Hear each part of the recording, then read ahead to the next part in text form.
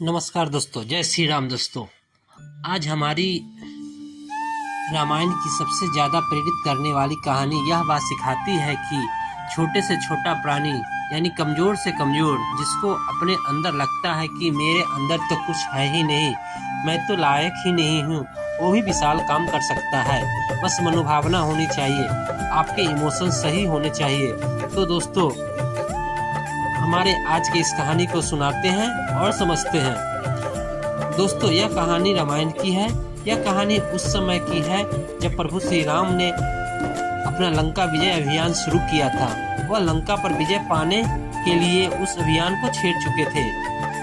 साथ में उनके विशाल वानर सेना भी थी और उनके छोटे भाई लक्ष्मण भी उनके संग ही थे और पूरी उम्मीद थी कि विजय प्राप्त की जाएगी।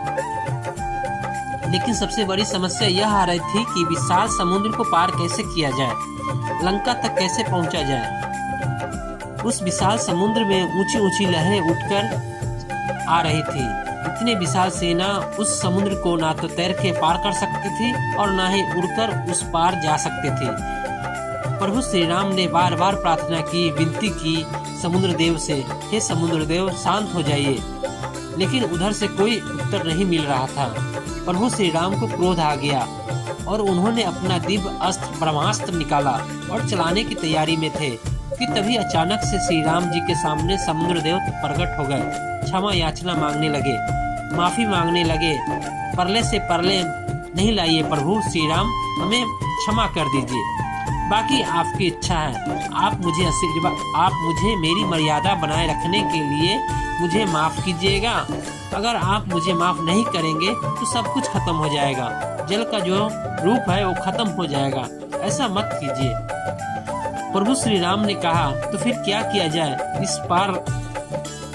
इसे पार करके लंका कैसे पहुंचा जाए। तो समुद्र देव ने बताया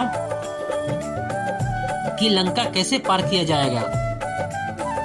समुद्र देव ने कहा कि आपकी सेना में नल और नील नाम के दो भाई हैं, जिनको बचपन में ऋषियों ने श्राप दिया था। ये ऋषियों का सामान उठा कर नदी में फेंक रहे थे, तो उन्होंने श्राप दिया था कि अब जो भी तुम फेंकोगे वो पानी में नहीं डूबेगा बल्कि तैरने लगेगा। तो आपको इनकी मदद लेनी चाहिए। जब ये दोनों पत्थर समुद्र में फेंकेंगे तो पत्थर तैरने लगेंगे। इसके मदद से सेतु का निर्माण शुरू करवाइए। ये सेतु का निर्माण होगा तो ये राम सेतु बनेगा, तो आपका बंधन होगा और आपका गायन पूरी सृष्टि करेगी। इतने विशाल काम यहाँ हुआ है और जब ये दोनों भाई सेतु का निर्माण करेंगे तो मैं पूरी मदद करूँगा उस सेतु को बांधने रखने में, आपका पूरा साथ दूंगा। प्रभु श्री राम ने कहा, ठीक है, फिर यही होगा। उन्होंने अपनी सेना से कहा कि लग जाइए काम पर। पत्थरों पर जय श्री राम लिखा गया, पत्थर तैरने लगे। श्री राम सेतु का निर्माण होने लगा और प्रभु श्री राम ऊपर वाले की भक्ति में भगवान शिव की आराधना में बैठ गए।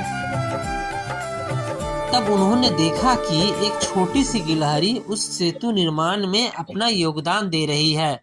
पता नहीं क्या कर रही थी, बार बार समुद्र के किनारे आती और फिर वापस जाती उन पत्थरों के बीच में और फिर वापस आती। उन्हें कुछ तो लगा कि यह गिलहरी कुछ न कुछ करने की कोशिश कर रही है। श्री राम जी ने हनुमान जी से कहा कि इस गिलहरी को पकड़कर मेरे पास लाओ। हनुमान जी गए और उस गिलहरी को पकड़कर लाए। प्रभु श्री राम ने उनसे पूछा कि आप यह क्या कर रहे हैं, यहाँ पर इतने बड़े सेतु का निर्माण हो रहा है, आप कहाँ बीच में परेशान हो रही है। उस गिलहरी ने प्रभु श्री राम से कहा, भगवान माफ कीजिएगा, लेकिन आज अपने धर्म के लिए युद्ध छेड़ा है, अपने नारी के सम्मान के लिए, नारी रक्षा के लिए, माता सीता की रक्षा के लिए, उनके गौरव की गरिमा के लिए, उनकी रक्षा के लिए मैं भी अपना योगदान देना चाहती हूँ। मैं यहाँ किनारे से कुछ मिट्टी और रेत अपने साथ अपने शरीर में चिपकाकर लेकर आती हूँ और वहाँ जाकर पत्थरों के बीच में छोड़ देती हूँ, ताकि जब वह पत्थर पर आप ये चले तो आपको ना चुभे। मैं इतनी बड़ी तो नहीं हूँ कि पत्थर वहाँ पहुँचा दूँ, इसलिए मिट्टी पहुँचाने का काम कर रही हूँ। प्रभु श्री राम बहुत खुश हुए उन्होंने पूछा कि आपको डर नहीं लग रहा?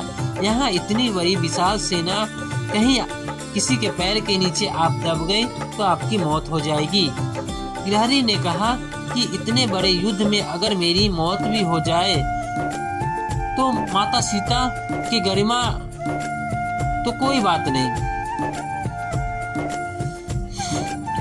यह मेरे लिए सम्मान की बात होगी।